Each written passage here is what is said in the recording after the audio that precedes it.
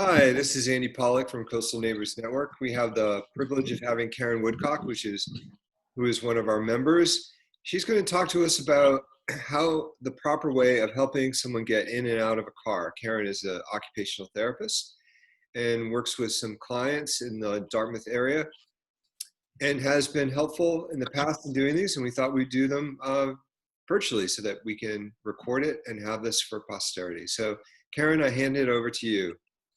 All right, so when you're going to pick up one of the members, I want you to we need to think about three things. We have to think about preparing ourselves, preparing our car, and anticipating what the member is going to need. So in order to prepare myself for picking up a member or having somebody come into my car, I like to make sure I'm hands-free.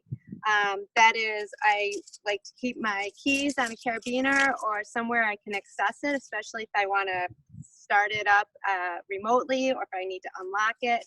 I want to have my keys out so I'm not digging. Again, stay hands-free. I want to make sure I'm wearing something good on my feet. You know, a lot of our members are a little unsteady. Some of them might need an assisted device like a walker or a cane. So we want to make sure we're not in any kind of clumsy shoes or that our laces are tied, if that's the case, so that we're set and ready. The other thing with your keys, ladies, if you are wearing a pocketbook that you feel you must have in order to go from the car to the house, I suggest having it across the shoulder, again, hands-free. Okay, so that's for yourself. You want to make sure you're good and ready.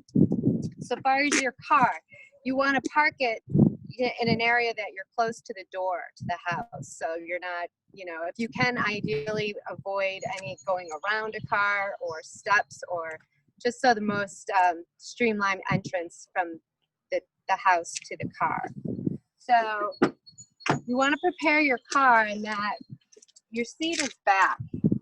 When the member has a lot of space, a lot of leg room, it makes it for a much more comfortable transfer. You want to be aware of where your handholds are in your car. In this car, I have a good handhold right here, a good grab. And you want to kind of visualize the process of that member coming to your car, what they can hold on to and what's most secure.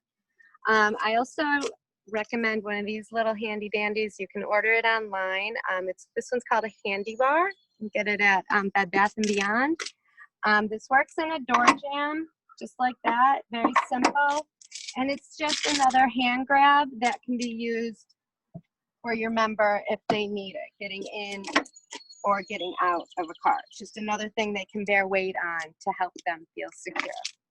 So I always just keep this in my door. Another thing I like is to keep a plastic bag like this. If you have an upholstered car, I have leather, but if you have a upholstered car, it can make it a lot easier for the member to slide in and to slide out. Part of preparing yourself in this day and age is remember to have your mask, and preferably, I believe you're going to have it on before you even approach the member. So don't forget your mask. Okay, so prepare yourself, prepare your car, and then the third part is to anticipate your member. Like I said, a lot of these people can be unstable on their feet, maybe a little nervous going into a new car, and so you just want to make sure that you're physically able to be there for them.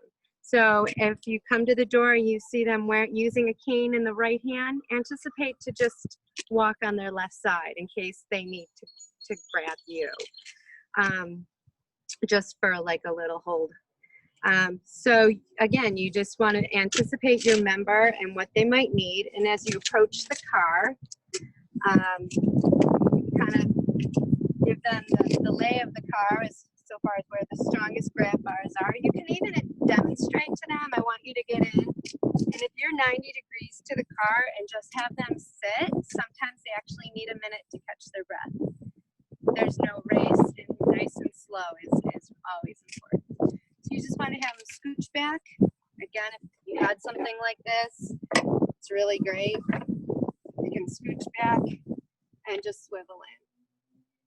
A lot of times I'll just hand them the seatbelt and then they can belt it themselves. Sometimes it's difficult for them to reach back and find it. Again, make sure they're belted before you get in the car to avoid any awkward reaching over them. Unbuckle, a good strong hold again. Depending on their ability, you might want to come around and help them or just guide them with some tactile cue how to get out, and you're on your way. Yay! Great. Yes. Take two.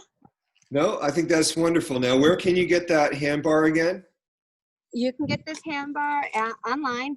This was from Bed Bath & Beyond. It's called Handy Bar. Any assisted device program, catalog, websites, you can find them. Pretty heavy, and they also work as a window smasher in case you need to get out in an emergency.